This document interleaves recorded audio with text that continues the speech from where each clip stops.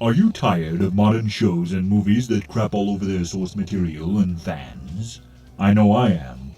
So rather than subject myself to the visual diarrhea that is current entertainment, I, for one, will cling on to the classics instead. Surprising as it may be, I am in fact a Star Trek fan. Have been since I was a youngling. And while I do like a good spatial anomaly as much as the next guy, I'll be honest here. Sometimes you just want to see a guy get shanked with a bat'leth, know what I mean? I always loved the Klingon episodes as a youngling due to their mythic, almost medieval quality.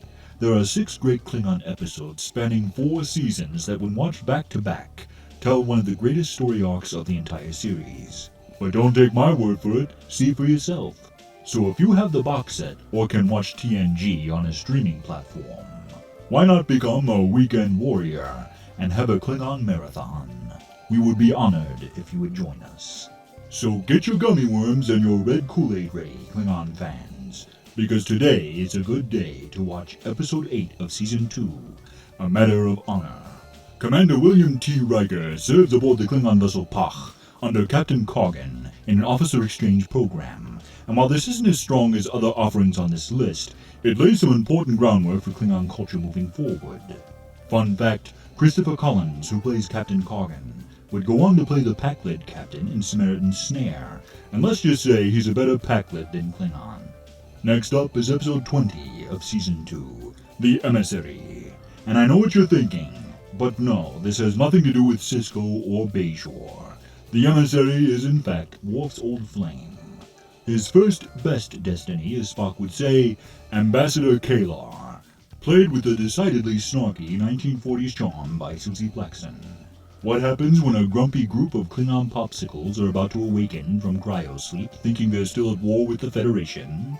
Well, it's up to Worf, the Enterprise crew, and his old girlfriend to defuse the situation. Fans of the A-Team will recognize Lance LeCoultre, who played Colonel Decker, as the Klingon captain Katemak. Things get intriguing with episode 17 of season 3, Sins of the Father, written by Ronald D. Moore, who would go on to write most of the Klingon episodes of TNG and DS9 moving forward. When Commander Kurn continues the officer exchange program from A Matter of Honor, Worf learns his father has been accused of high treason, and goes to face the Klingon High Council to clear his father's name. The episode won an Emmy in 1990 for Best Art Direction, and was the very first appearance of the Klingon homeworld Kronos. What I enjoy most about this episode is how it developed Worf as a character. In fact, Michael Dorn stated this episode changed how he viewed Worf and how he played him moving forward. So needless to say, it's kind of a big deal. The great thing about Klingon stories is their focus on honor and the brutal rivalries between great houses. And these themes are on full display in episode 7 of season 4, Reunion, directed by Commander William T. Riker himself, Jonathan Frakes.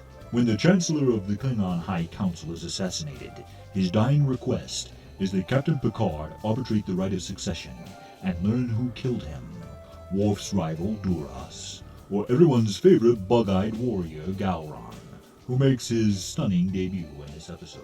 Set against the backdrop of Klingon political intrigue and assassination, Worf's old flame Kalar also returns. And of all the starships in all the solar systems in all the galaxy, she had to walk into his. I will say, between Kalar and Jadzia, Worf definitely seems to have a type. Tall, snarky, nonconformist. There are other similarities as well.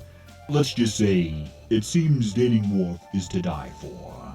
Not only is this the first time the bat'leth is named, the Vorcha-class Klingon cruiser also makes its debut. So if you love Klingon episodes, you'll be happier than a Targ in a mud hole with this one. And finally, we have the epic two-parter, Redemption, Part 1 and 2, split between episode 26 of season 4 and episode 1 of season 5. The Enterprise heads to Kronos, but are embroiled in a Klingon civil war as the Duras sisters Lursa and B'Etor challenge the installation of Gowron as the new Chancellor. Part 2 of Redemption marked the 100th episode of Star Trek The Next Generation, and brings our Klingon story arc to its epic conclusion. In a battle that will decide the balance of power in the Alpha Quadrant, will the Enterprise be able to put an end to this destructive conflict? Will Gowron take his place as Chancellor And will Worf regain his family honor and clear his father's name? You'll have to watch to find out. These 6 Klingon episodes make for a great marathon. Check them out for yourself.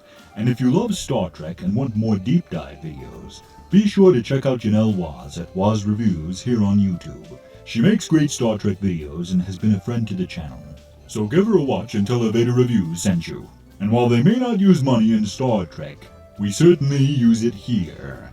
If you want to support Vader Reviews, our film projects, and make it possible for us to keep making weekly videos, donate to our PayPal. A link is in the description. If you're new here, join the Empire today by subscribing. Share these videos, and together we will rule the internet for the glory of the Empire. This has been Vader Reviews. Kapla.